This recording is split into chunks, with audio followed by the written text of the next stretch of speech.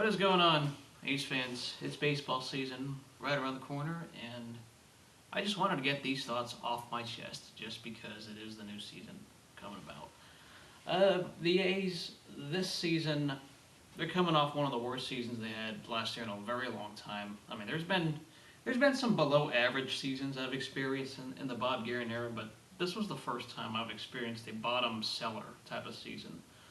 I haven't experienced that really much before. You really, when you go back, it was like the mid '90s when the A's were at that kind of level.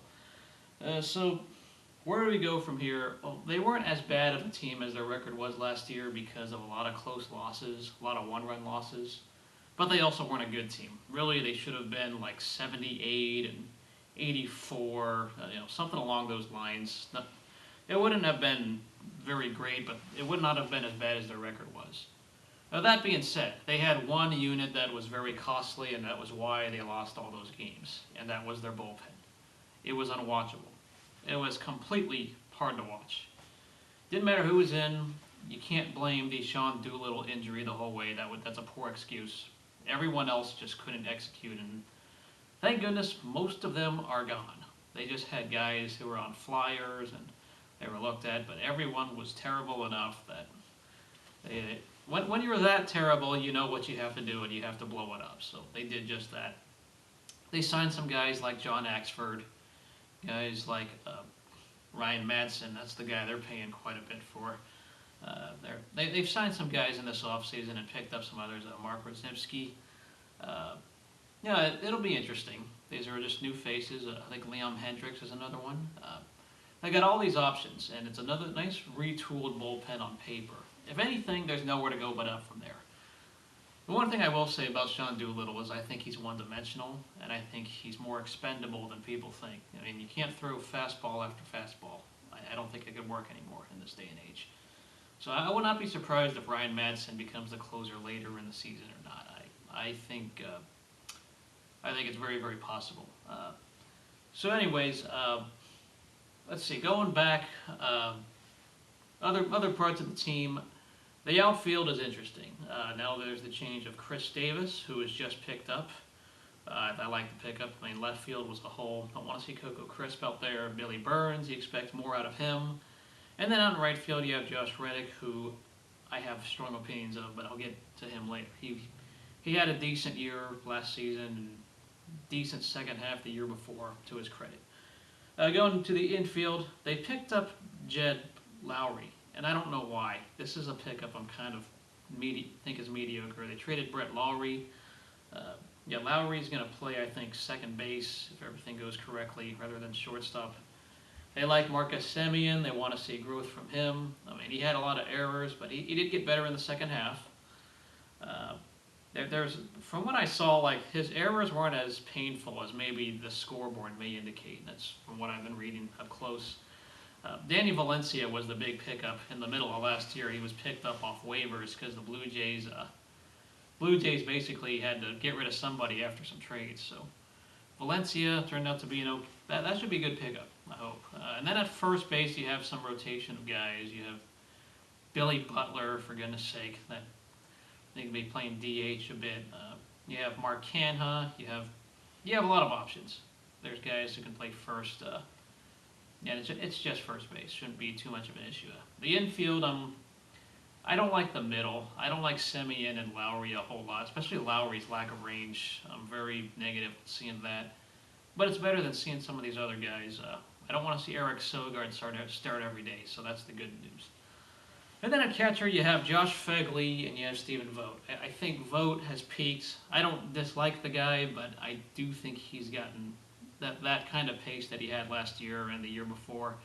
I don't think it's going to happen again. He's going to fall back to earth, and they got to play Phegley a little bit more for the long run. I think, unfortunately, Vogt's defense has also fallen off. As good as it was a few years ago, it just isn't where it needs to be. So catcher, I want to see more of Phegley and just see his growth, see the guy get time in. But I know Vogt is going to be the guy for now. I believe that Stephen Vogt was kind of cool. It was a good run, and I know it's going to have to keep going in the bleachers, but that is what it is. They have to play somebody. Now, there's the other part, is now the rotation. This is where I'm very skeptical. You have Sonny Gray. He's an ace. It's the only one they got. The only thing they got on their rotation. You look at the rest, Jesse Hahn, I'm still very high on. He's not having a good spring training, but I like what he can do. You have Chris Bassett, who is an okay back-end guy. I thought he had a decent, promising season last year. He's also had a so-so spring training. Then you have Rich Hill, a guy they signed mainly because he had a good 1 month last year. They signed him for a good month due to his good month last season. And he's not looking very good. That's a very concerning pickup. Don't like what I'm seeing there. And then there's Felix Doubront. I mean, nobody wants to see him. This is a guy that people probably try not to laugh at. This guy is a nothing but terrible pitching. To say it in E for everyone words. I don't like what I'm seeing there. With that being said, I'm looking forward to what Henderson Alvarez can do. That's the one pickup I'm excited for.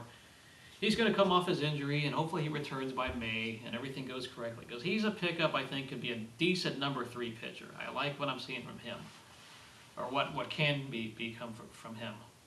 But that being said, this pitching unit, it's all about what Sean Manaea can do. The guy that they got for his Ben Zobrist, top pitching prospect. We want to see development from him. I'm very curious to see what he does. It also sucks that Jared Parker his career could be over. That's the other sad news.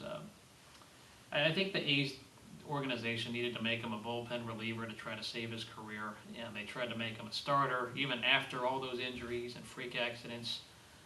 I hope his career's not over, but if it is, farewell. It's a sad story. It is kind of so much promise, and now he hasn't played a game since 2013. It is what it is. There's no way we can really ignore how frustrating this season could be. With that being said, the rotation is flawed. If Rich Hill and Doubront are in your rotation, this looks like a very mediocre group of guys as a whole. Sonny Gray will be fun to watch, but that's it. It's weird to say. Usually the A's are a team historically with very good pitching, but this could be the first year since the mid-90s when the A's had just terrible pitching. I've never seen that in my lifetime, with the exception of seeing the bullpen last year being pretty bad. I've never seen poor starting rotation from most of the unit. So this could be a first for me because I was too young when the mid-90s happened, and those guys were terrible. That was a team that had no direction, and then they got better, and then in 2000 they made the playoffs, which was an accomplishment. But those mid-90s A's were pretty bad, and this team could, if the pitching sees Doubront and company, it could be pretty bad. So where do I see how this team could be? This team looks terrible. I could see this being a last-place team if everything goes correctly and wrong. If it goes correctly as predicted by people, they look like a last-place team from their rotation. I think the offense will be in the middle. The defense will be shaky on the infield, and that'll cost them games. And I think the rotation is below average. I think 72 wins, 73 wins is doable, but that means you're also a bad team. I do need to see better rotation. If things need to get better as the season goes along, the rotation has got to improve. But we'll see. Sure, anything can happen. Y'all can bring up 2012 on me. Yeah, they had a nice magical season that year, but the pitching got better as the season got along that year as well. I have yet to see the pitching this year be where it needs to be in order to at least win enough games. But we'll see. Now, there's the other scenario of one thing that could happen, and that is have a terrible season and Josh Reddick. That's the real dilemma.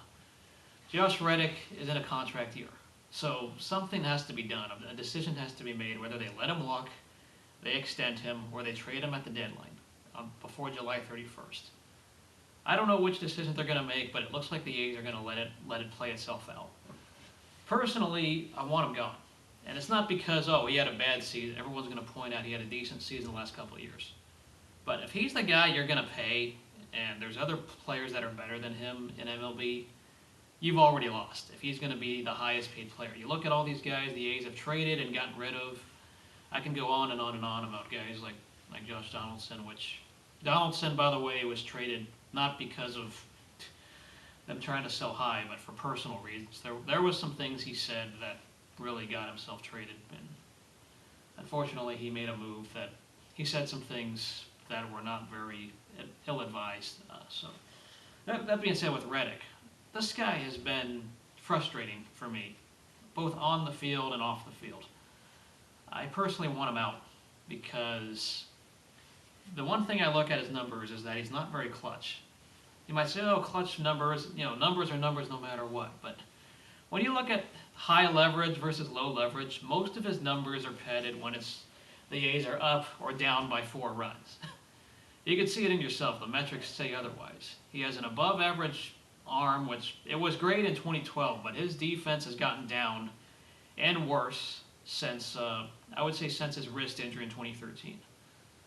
So I want the A's to trade him at the deadline or get rid of him somehow. They're probably not going to get a lot because it would only be half a season by the time they trade him, but he needs to maximize his value right now. I want him to play really well statistically. I want the A's to not win enough. This sounds really selfish, but if they don't win a lot of games, and at the deadline Reddick is like the one bright spot on the team, maybe his value is so high in a contract year that the A's will not try to keep him and pay him, and they'll just trade him to another team. That's all we can hope for. Because, as I said, if he's the guy you're going to pay with all your money, you've already lost. He's an above-average player, nothing more. He is not an elite player. He is not a great player. He is just a good, above-average outfielder. The guy you should be paying is Sonny Gray. That's the one guy you should give your money to, and there's no doubt about that. I mean, the A's have money, and people make it out like they're going to cry poor, but you look at where that money's going to. It's going to Billy Butler, who is hard to watch.